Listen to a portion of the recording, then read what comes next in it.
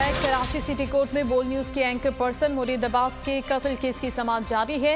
तफ्तीशी अफसर ने मुकदमे में इंसदाद दहशतगर्दी की दफात शामिल करने से मुतालिक अदालत को आगाह कर दिया है, जिसके बाद अब मुकदमे को इंसदाद दहशतगर्दी अदालत में चलाने से मुतालिक फैसला किया जाना है। इसी पर बात करेंगे बोल न्यूज की नुमाइंदा मरियम हसन, हमें कार्रवाई से अपडेट करेंगी। जी मरियम, बताइएगा। मरियम हसन से मजीद हम तफसीलात भी लेंगी। आज आपको बताएं कि कराची सिटी कोर्ट में बोल न्यूज़ के एंकर पर्सन मुरीद अब्बास कत्ल केस की समाअत हुई है। तफ्तीशी अफसर ने मुकदमे में इंसदाद दहशतगर्दी की दफात शामिल करने से मुतालिक अदालत को आगाह कर दिया है और इसके बाद अब मुकदमे को इंसदाद दहशतगर्दी की अदालत में चलाना है या नहीं चलाना, कब चलाना, इस हवाले से फैसला होना भी बाकी है। मरियम हसन हमारे साथ मौजूद हैं, उनसे मजीद हम तफसीलात लेंगे। जी मरियम, अपडेट कीजिएगा।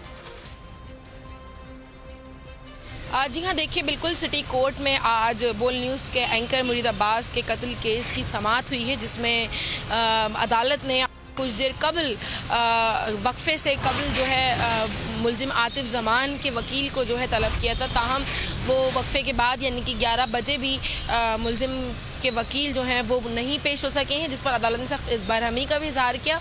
उसके साथ साथ प्रोसिक्यूटर ने अदालत को आगाह किया कि केस में मुकदमे में इंसदाद दहशतगर्दी की दफात को शामिल कर लिया गया है, जिस पर अदालत ने इस्तफसार किया कि यह हाई प्रोफाइल केस है, क्या इस वजह से मुकदमे में इंसदाद दहशतगर्दी की दफात को शामिल किया गया है, जिस पर प्रोसिक्यूटर ने अदालत को आगाह किया कि ऐसा बिल्कुल नहीं है। इस वाक़े से इलाके में मुआशरे में खौफ और हिरास फैला। मुलजिम ने पहले खिज़र हयात को कत्ल किया, जिसके 5 मिनट तक वो इलाके में गन लेकर घूमता रहा। बाद अज़ां उसने मुरीद अब्बास को कत्ल किया। इससे मुआशरे में इलाके में खौफ और हिरास फैला और कारोबार जो है वो बंद हो गया था, जिसके बाइस मुकदमे में दहशतगर्दी की दफात को जो है शामिल किया गया है। उन्होंने दीगर केसेस का हवाला देते हुए भी कहा कि हैदराबाद में भी सड़क पर कत्ल हुआ था। उसके साथ साथ सरफराज केस में, इरशाद रंजानी केस में भी इंसदाद दहशतगर्दी की दफात को जो है वो शामिल किया गया है।